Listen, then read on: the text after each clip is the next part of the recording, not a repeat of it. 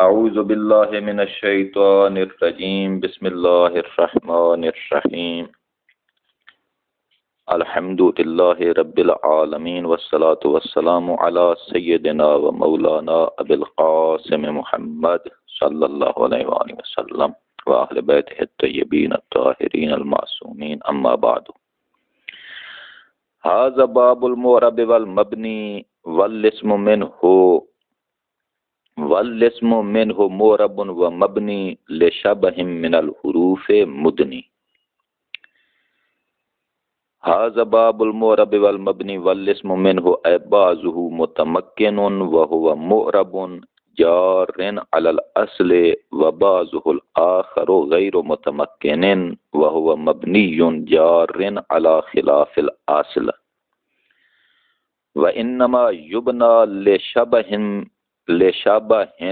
فیہ من الحروف متعلق بقولہ مدنی اے مقرب لہ واحترز به عن غیر المدنی وهو ما عارضه ما یقتضی الاعراب کأین فی الاستفهام والشرط فإنها أشبهت الحروف في المعنى لكن عارضها لزومها الإضافة ويكفي في بناء الاسم شبهه بالحرف من وجه واحد بخلاف منع الصرف فلا بد من شبهه بالفعل من وجهين. ہاں بھائی توجہ فرمائیں. آج ہم دوسرا باب شروع کر رہے ہیں کہ جو باب معرب و مبنی کے بارے ہے. تو اس بارے مصنف فرما رہے ہیں والاسم منہ معرب و مبنی لشبہ من الحروف مدنی. تو اس کی تشریح کرتے ہیں جلال الدین سیوطی فرماتے ہیں کہ یہاں جو والاسم من ہو میں جو لفظ من استعمال ہوا ہے حرف جار یہ من تبعیضیہ ہے. تو اس کا معنی یہ بنا کہ والاسم من ہو یعنی بعضہ مبنی بعضہ معرب کہ اسم جو ہے اس کی گویا کہ دو قسمیں ہیں، ایک قسم معرب ہے ایک قسم مبنی ہے. معرب اس کا دوسرا نام متمکن بھی ہے اور متمکن معرب اس کی دو قسمیں ہیں، یا منصرف ہوگا یا غیر منصرف ہوگا. اگر منصرف ہو تو اس کو امکن بھی کہتے ہیں. تو گویا کہ منصرف کے نام بن گئے تین، معرب، متمکن اور امکن. اور جو غیر منصرف ہے اس کے دو نام ہیں معرب اور متمکن. اس کو غیر منصرف کو امکن نہیں کہا جا سکتا. معرب اعراب سے ہے، اعرب یعرب اعراب بمعنی اظہار، کیونکہ معرب وہ ہوتا ہے کہ جس پر اعراب آ سکے، یہ لفظاً ہو یا تقدیراً ہو محلاً ہو. تو یہ جو اس میں معرب ہے یہ اپنے اصل پر ہے، کیونکہ اسم میں اصل یہ ہے کہ وہ معرب ہو، جیسا کہ فعل اور حرف میں اصل یہ ہے کہ وہ مبنی ہو.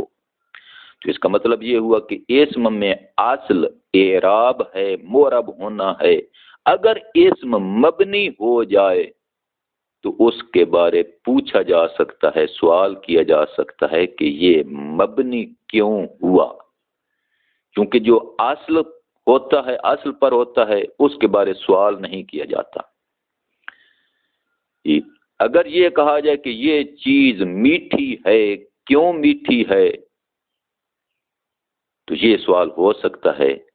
کیوں؟ چونکہ اشیاء میں اصل یہ نہیں ہے کہ وہ تمام اشیاء میٹھی ہوں. تو اسی طرح نمکین جو چیز ہے جی وہ اس کے بارے پوچھا جائے گا کہ یہ کیوں نمکین ہے، لیکن نمک کے بارے نہیں پوچھا جائے گا کہ وہ کیوں نمکین ہے.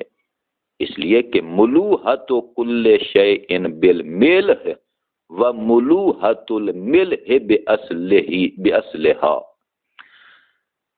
تو ہر شے کی نمکینی نمک کی وجہ سے ہوتی ہے، مگر نمک کی نمکینی اپنے اصل کے مطابق ہے۔ ہر شے کی شیرینی شکر اور چینی کی وجہ سے ہوتی ہے، اور چینی کی شیرینی اپنے اصل کے مطابق ہے۔ یا مثلا وجود کل شیء بواجب الوجود ووجودہ باصلہ، ہر شے کا وجود اس واجب الوجود کی برکت سے ہے، اور اس واجب الوجود خدا کا وجود بذات ہی و باصلہ ہی ہے۔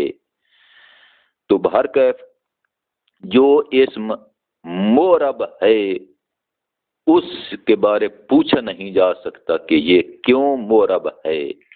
ہاں، جو اسم مبنی ہو جائے اس کے بارے پوچھا جائے گا کہ یہ مبنی کیوں ہوا، چونکہ اصل یہ ہے کہ یہ مورب ہوتا تو یہ خلاف اصل کیوں جاری ہوا۔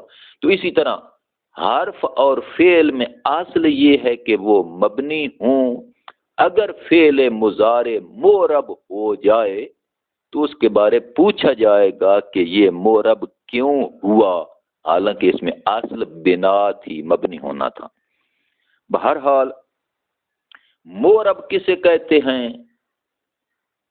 تو مورب کہ ما یختلف آخرہ باختلاف العوامل لفظا او تقدیرا یا محلا۔ مبنی کسے کہتے ہیں؟ کہ ما لا یختلف آخرہ باختلاف العوامل لا لفظا ولا محلا۔ تو اسم کی دو قسمیں ہو گئیں، اس میں مورب اور اس میں مبنی۔ مورب اپنے اصل پر جاری ہے اور جو مبنی ہے وہ اپنے خلاف اصل پر ہے۔ تو جو خلاف اصل پر ہے اس کے بارے پوچھا جائے کہ یہ مبنی ہوا تو کیوں ہوا، تو اس کا جواب دیتے ہیں کہ لشبہ من الحروف مدنی، کہ چونکہ یہ حروف کے مشابہ ہوا تو اس شباہت حرفیہ کی وجہ سے یہ مبنی ہو گیا۔ شباہت کی دو قسمیں ہیں، ایک شباہت مدنی ہوتی ہے، مدنی بمعنی مقرب، ادنا یدنی ادنا دونوں سے ہے، دونوں بمعنی قرب، ادن دنا یدنو دونوں ون، اور اسی کو باب فعال پر چڑھائیں تو ادنا یدنی ادنا انفا ہوا مدنن، تو یہ مدنی اس میں فاعل کا صیغہ ہے، مدنی بمعنی مقرب، قریب کرنے والی۔ تو شباہت کی دو قسمیں، ایک شباہت مدنی اور دوسری غیر مدنی۔ شباہت مدنی کسے کہتے ہیں؟ فرماتے ہیں کہ جو اسم کو حرف کے قریب کرنے والی ہو اسے مدنی کہتے ہیں، اور غیر مدنی کسے کہتے ہیں؟ کہ جو اسم کو حرف کے قریب نہ کر سکے۔ کیا مطلب؟ بھائی مطلب یہ ہے کہ اگر اس اسم میں ایک جہت بنا پائی جائے اور اسی اسم میں ایک خاصہ اسمیت پایا جائے، تو جو اس میں اسمیت کا خاصہ ہے وہ تقاضا کرتا ہے کہ یہ مورب رہے، اور جو اس میں شباہت حرفیہ ہے وہ تقاضا کرتی ہے کہ یہ مبنی ہو جائے۔ تو اب ان دونوں کا آپس میں تعارض ہو گیا، تو الشیئان اذا تعارضا تساقطا وردا الی الاصل، جب دو چیزوں کا آپس میں تعارض ہو جائے تو دونوں گر جاتی ہیں، اعتبار سے دونوں غیر معتبر ہو جاتی ہیں، اور ان دونوں کو اصل کی طرف لوٹایا جائے۔ تو جب اصل کی طرف لوٹائیں گے تو اسم میں اصل کیا ہے؟ مورب ہونا، لذا یہ شباہت غیر مدنی ہوگی۔ مثلا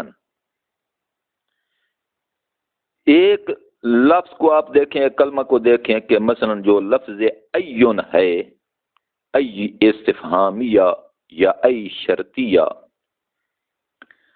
تو یہ حروف کے مشابہ ہے معنی میں۔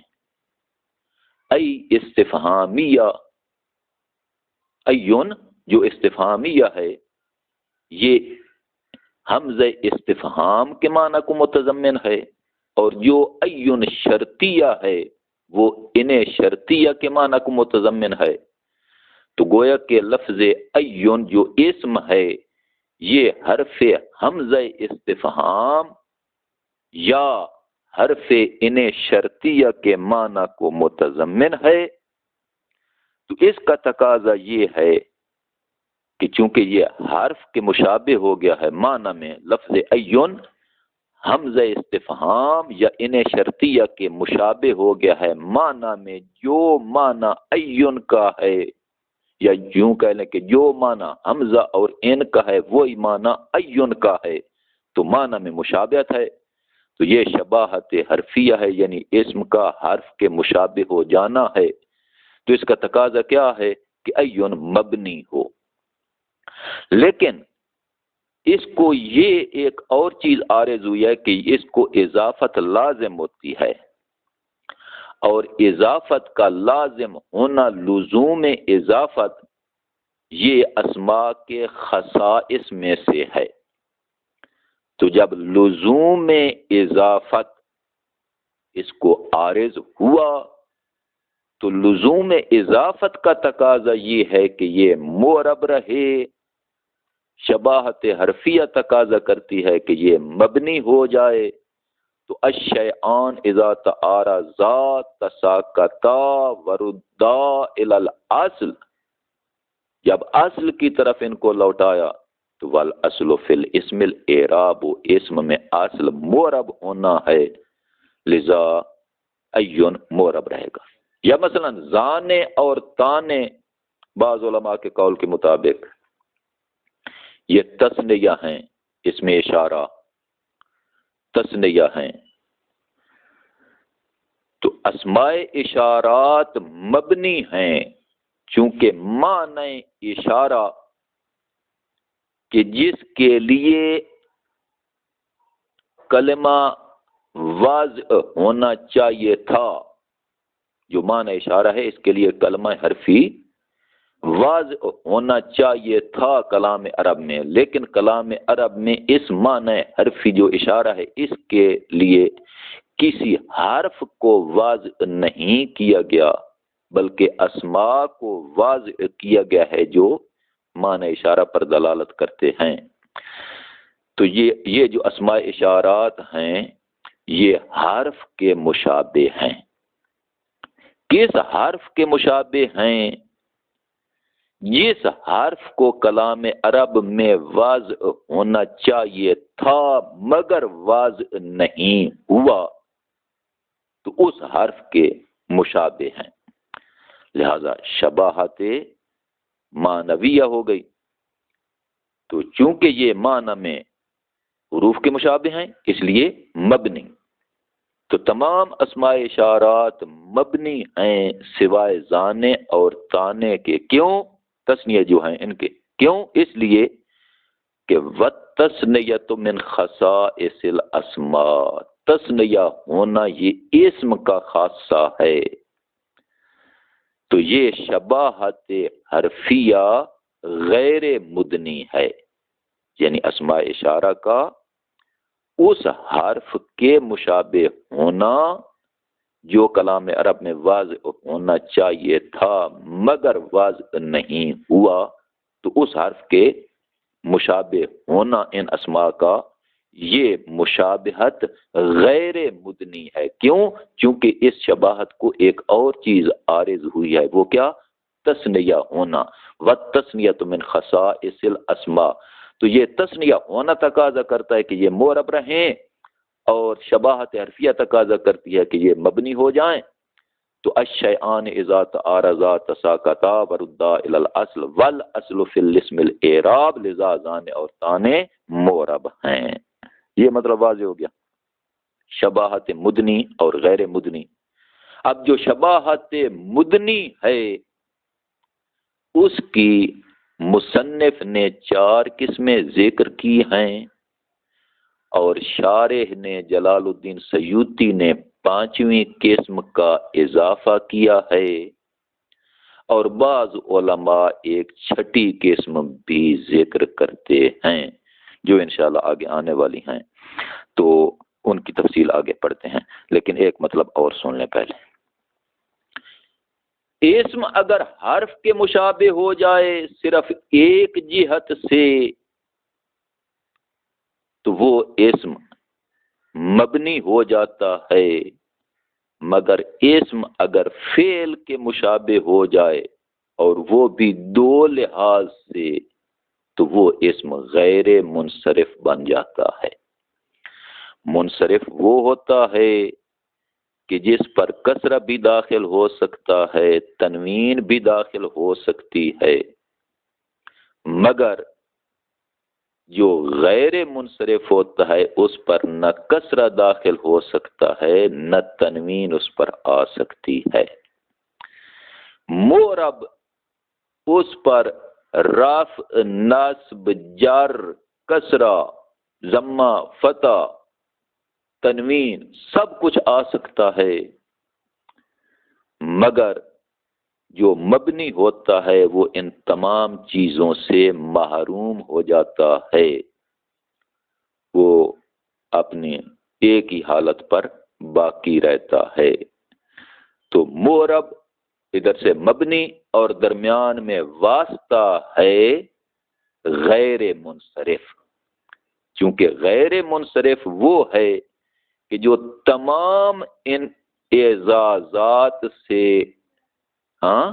محروم نہیں ہوتا، بعض سے محروم ہو جاتا ہے۔ مبنی تمام سے محروم، غیر منصرف بعض سے محروم، اور جو مورب ہے وہ کسی سے بھی، منصرف جو ہوتا ہے وہ کسی سے بھی محروم نہیں ہوتا۔ مورب سے مراد منصرف۔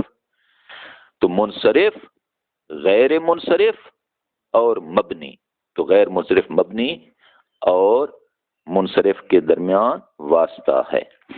تو میں عرض کر رہا تھا کہ اسم جو مبنی ہوتا ہے وہ حرف کے مشابہ ہو جائے، شباہت مدنی، تو ایک ہی مشابہت سے، خواہ شباہت وضعیہ ہو، خواہ شباہت معنویہ ہو، خواہ شباہت استعمالیہ ہو، خواہ شباہت افتقاریہ ہو، خواہ شباہت اہمالیہ ہو، خواہ شباہت لفظیہ ہو، تو جو بھی شباہت مدنی ہو جائے، ایک شباہت سے، ایک جہت اور ایک لحاظ سے اسم اگر حرف کے مشابہ ہو جائے تو وہ مبنی بن جاتا ہے، مگر اسم اگر فعل کے مشابہ ہو 2 لحاظ سے تب وہ غیر منصرف بنتا ہے۔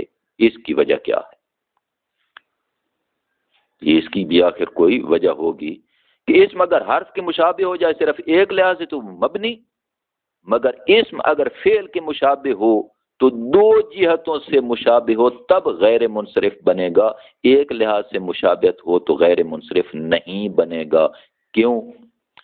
فرماتے ہیں اس لیے کہ چونکہ اسم کا مقام سب سے بلند ہے اور حرف کا مقام سب سے پست ہے، درمیان میں فعل ہے، تو اسم جو اتنے بلند مقام کا مالک ہے مثلا وہ اگر اتنے پست کے مشابہ ہو جائے، حرف کے مشابہ ہو جائے، بس ایک ہی شباہت، ایک ہی وجہ شبہ، اس سے وہ اسی جیسا بن جائے گا۔ لیکن فعل چونکہ وہ حرف سے بلند تو ہے مگر اتنا بلند نہیں جتنا اسم تھا، تو وہ اسم کی نسبت حرف کے قریب ہے، لذا ایک لحاظ سے مشابہ ہونے سے وہ اپنی اصل سے خارج نہیں ہوگا. ہاں دو لحاظ سے جب وہ اس کے مشابہ ہوگا تو پھر وہ اپنی اصل سے خارج ہوگا، تو وہ بعض اشیاء سے محروم ہو جائے گا. میرا خیال ہے اس کی زیادہ وضاحت کی ضرورت نہیں، چونکہ یہ پہلے سمدیہ بھی مطلب عرض کر چکا ہوں. اس کے بعد سنیں،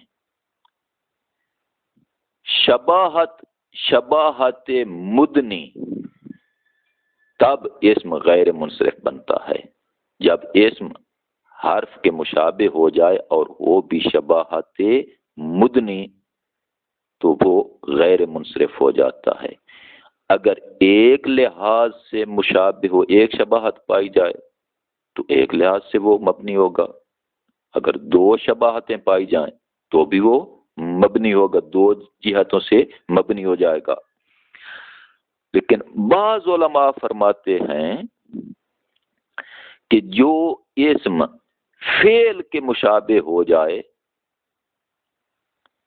اگر دو لحاظ سے مشابہ ہو تو وہ اسم غیر منصرف بن جاتا ہے.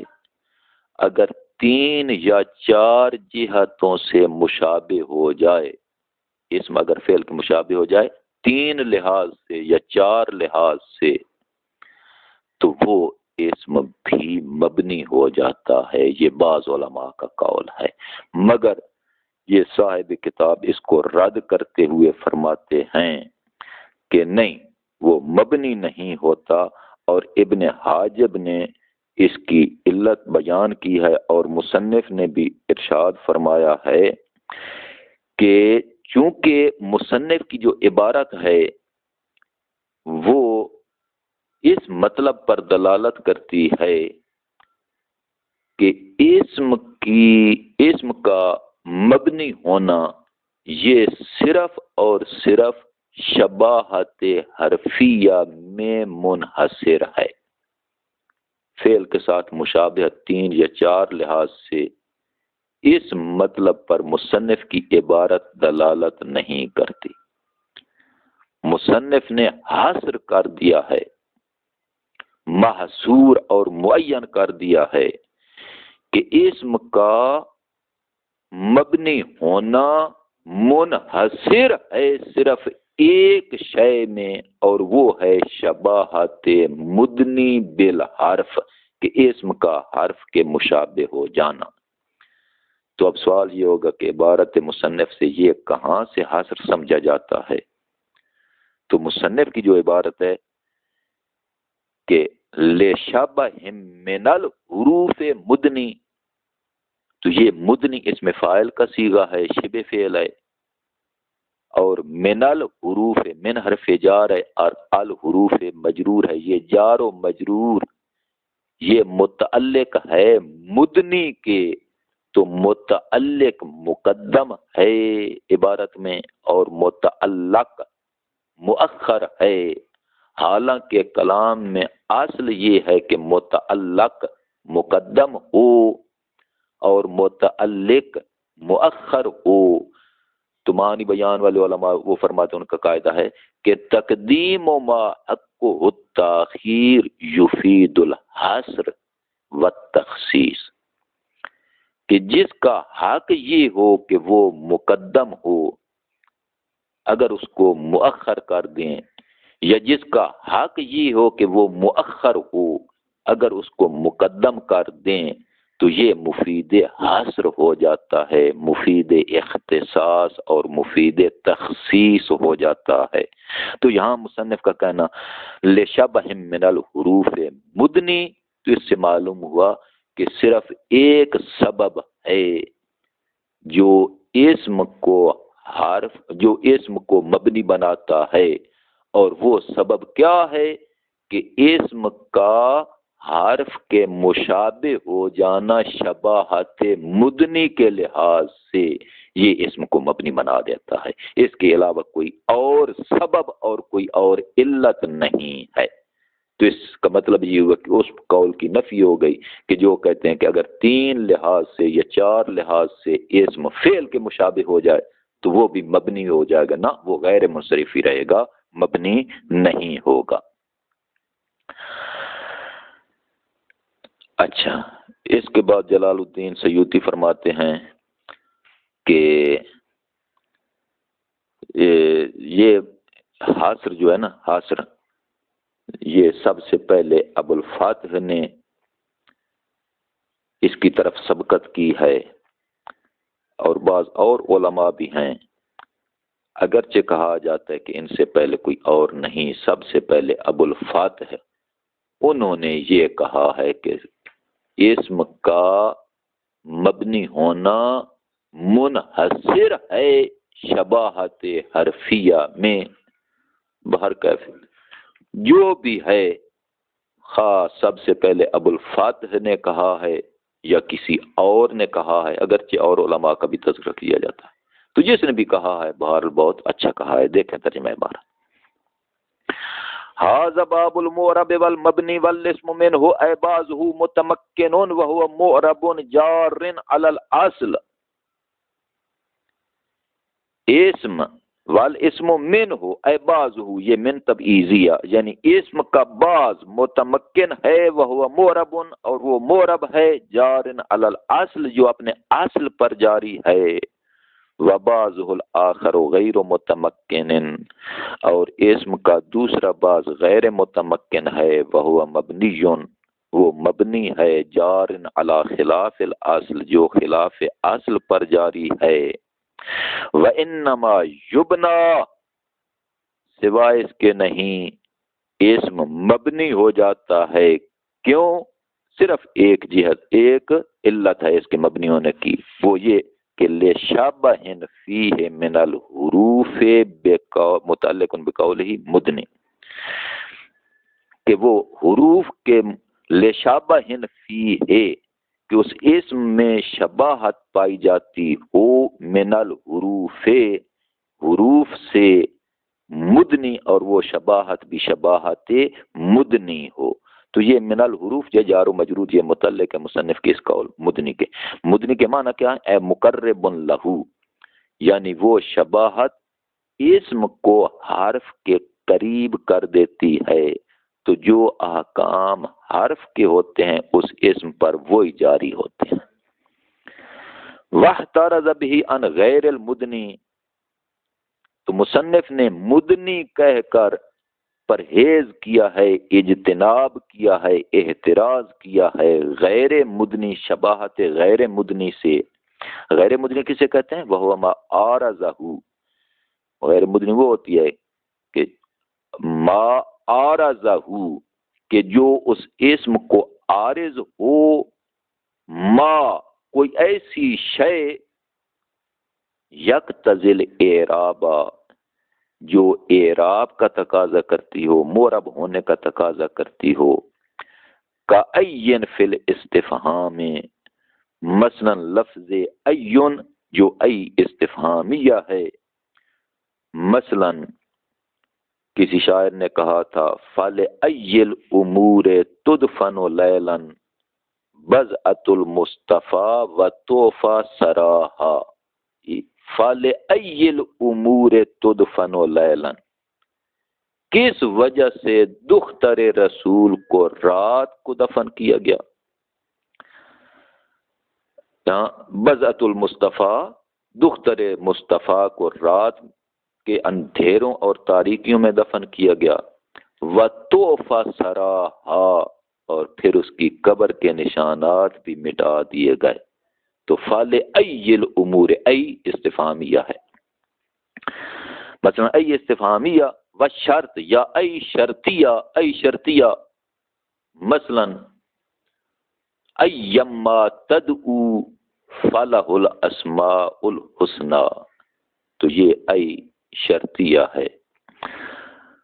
فإنها اشبہت الحروف المعنی، تو یہ ایون جو ہے نا استفہامیہ ہو یا شرطیہ ہو، یہ حروف کے مشابہ ہے معنی میں، لیکن عارضہا لزومہا الاضافہ، مگر اس کو عارض ہوا ہے اضافت کا لازم ہونا، تو اس لیے یہ لزوم اضافت تقاضا کرتا ہے یہ معرب ہو، اور شباہت حرفیہ تقاضا کرتے ہیں مبنی ہو۔